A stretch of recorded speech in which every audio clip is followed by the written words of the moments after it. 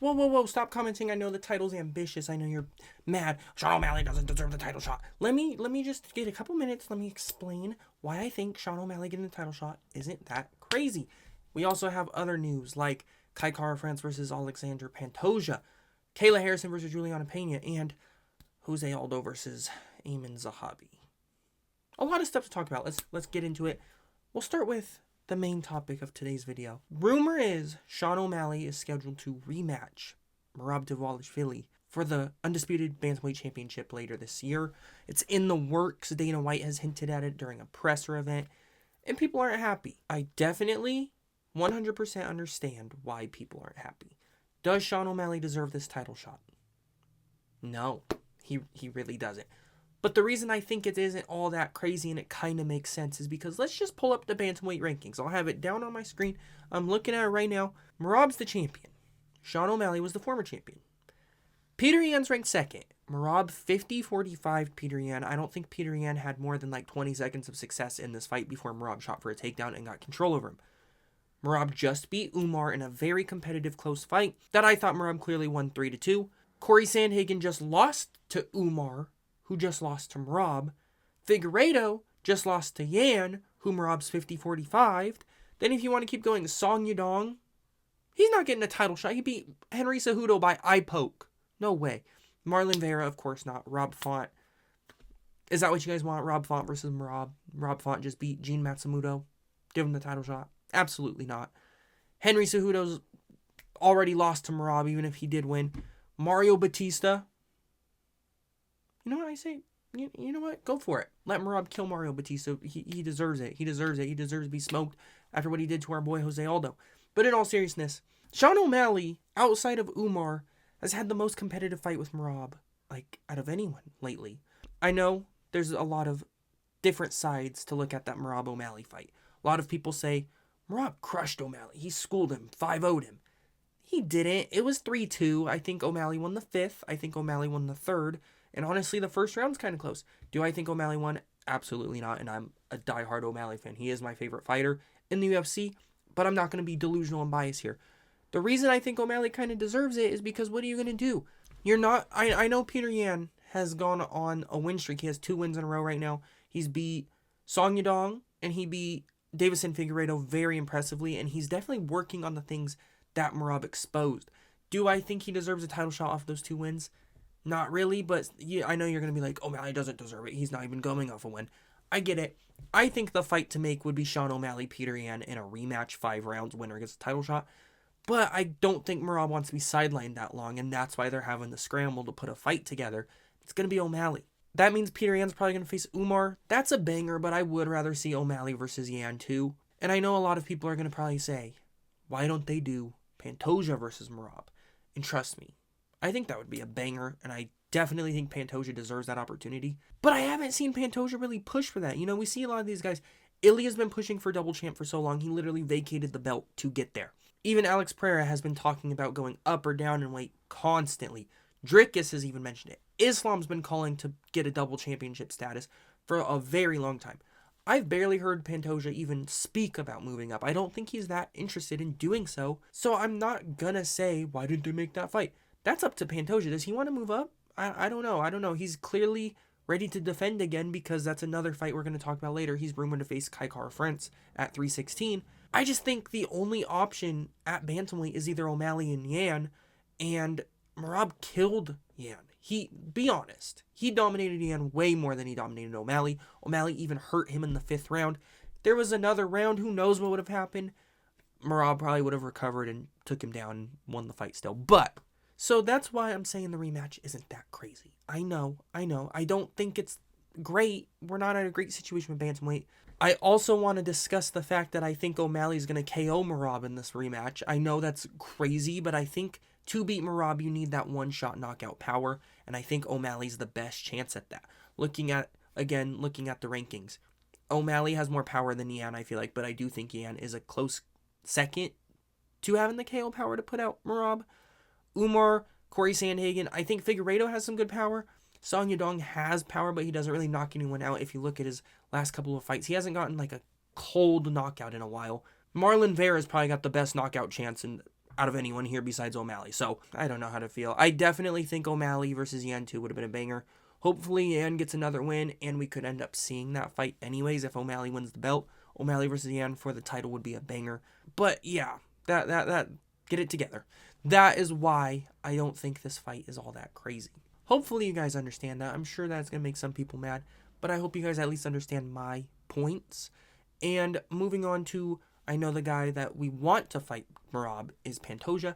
He's being rumored to defend his title at UFC 316 against Kayla France. Now, I wish Pantoja pushed for the double champ status, because if he does absolutely make that fight, the only reason the Merab-O'Malley rematch kind of makes sense is because O'Malley's not really cutting anyone. There's no one that deserves that shot right now, so I get it. He's also their star. They want him to be a star. They're going to do it. Pantoja, on the other hand, he is in a similar situation because he's beating everyone.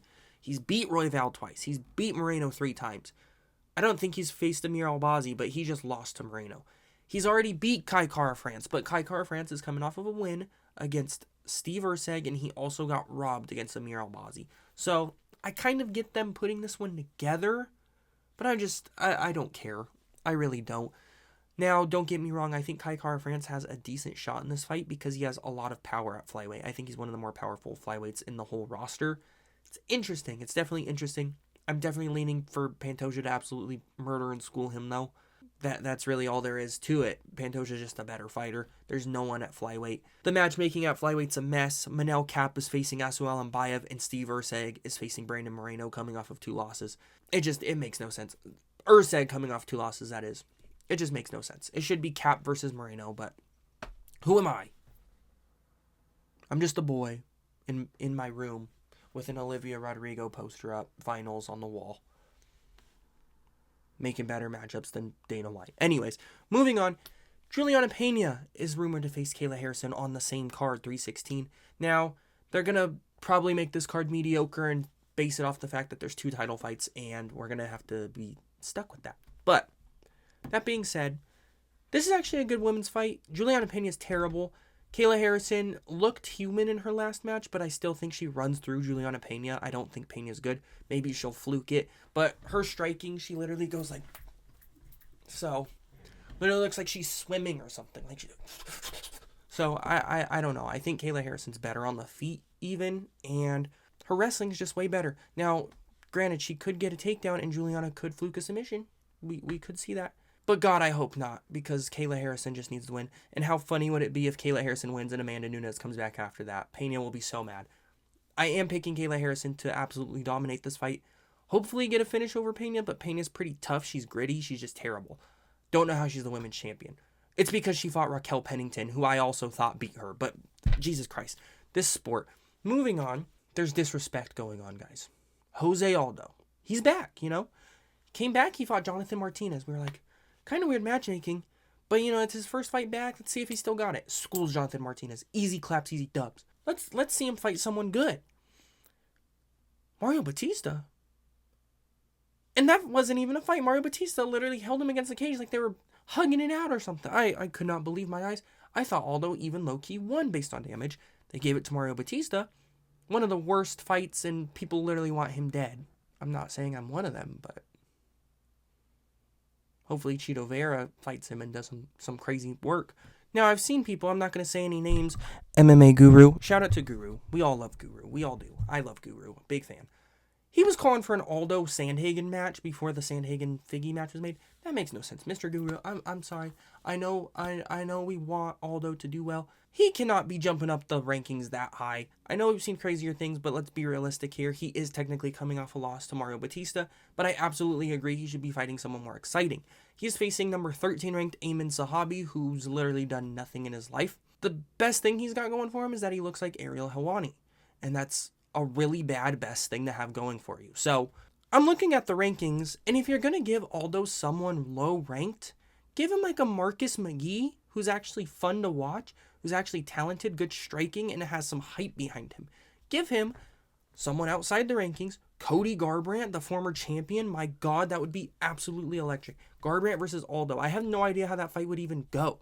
Probably Aldo by decision, but I love Garbrandt. That would be such a banger. Oh my God.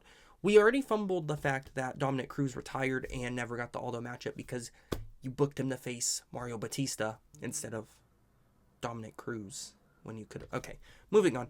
If you're looking up the rankings, Aldo's literally beat guys like Rob Font. He's beat Marlon Vera. I don't know. Jose Aldo just should not be facing Amin Zahabi. Give him a fun name. I am not going to be delusional and say give him like a Figueiredo or a Song Yadong or even like a Cejudo. Even the Cejudo versus Aldo would kind of make sense right now. Obviously, Aldo doesn't want to wait that long though, so maybe that'll be down the line if he gets past, when he gets past Amin Zahabi, because Amin Zahabi's literally not good. Aldo's going to school him. Aldo's so good still. This is just crazy. You're paying Aldo so much money to go in there and face Amin Zahabi. And I know he's a ranked fighter, but I don't think anyone knows anything about him. I just can't believe they didn't make like an Aldo versus Garbrandt matchup or something, but it is what it is. It's disrespectful. Aldo will get a free win, so that's cool, but it will do nothing for his career. You're going to look through his resume one day and be like, yeah, he beat Chad Mendes, he beat Korean Zombie. I mean, he lost to McGregor. That's cool, though. Like, McGregor, it was in his prime. Who else did he beat? Amin Zahabi. What the fuck? Like, what's... This sport's ridiculous. That's all the news that's coming out. We also have Dan Hooker pulling out of the fight against Justin Gaethje, unfortunately. He broke his hand, and they don't want him fighting. So that's very depressing. I'm actually going to check before I'm done recording that they didn't announce the fight, the replacement to this fight, because I did hear that it's supposed to get announced sometime today. Oh my god. Okay. Well, I was checking if Justin Gaethje's opponent got announced, but Jamahal Hill versus Khalil Rounteree just got announced for UFC Kansas City, April 26th. Jamahal Hill is trying to make up for his lost time with his injury. I respect Jamahal Hill. I know people hate him. This is a banger fight. This is what we've wanted to see. I think Khalil Rountree's going to smoke him. I do. I think he's just better. That last fight against Yuri didn't show me a lot. Give me Khalil Rountree to probably finish him in the second or third round. I don't know if this is like a main... It is a main event. This is a banger fight, though. Shout out to Jamahal Hill for taking it. That's a very fun fight. I'm glad they got that one done. Let's go. But, yeah, still nothing on Justin Gaethje's opponent. I'm seeing Fiziev jump in the mix. I'm seeing Moicano jump in the mix. I'm seeing Gamrot jump in the mix. If they give it to Gamrot, oh my god, I'll be annoyed because watch Gamrot win that or something. If anything else crazy happens, I'll be back. Thank y'all for watching. Have a good one. Peace. Okay, well, Dana White just went live on Instagram and immediately added more news. So, we're going to talk about that. He just confirmed UFC 313's new co-main event, now that Dan Hooker pulled out, will be Justin Gaethje versus Rafael Fiziev 2. That's a banger. Gaethje did win the first fight, and it's a very random rematch. It's just happening very quick. First fight was pretty close, but I think Gaethje's going to win. Fiziev's been out for a minute because he got a leg injury. Probably the only guy that would step up and made sense. I think that's actually a fun fight. Tough fight to come back on in your return. I'm going to go with Gaethje with that one, though. That's a banger, though. And then he also announced that UFC 314, Jean Silva is facing Bryce Mitchell. He funnily said... Funnily? Is that a word? I don't know. He said he did not put a hit out on Bryce Mitchell, but and that Bryce Mitchell wanted this fight too. Bryce Mitchell's getting knocked out in this fight by Jean Silva. This fight's happening soon, 3/14. That's in April. Wow. Banger fight. Jean Silva's going to KO him. There's 2 more fights. Very, very sick, very baller. Got to edit these into my video.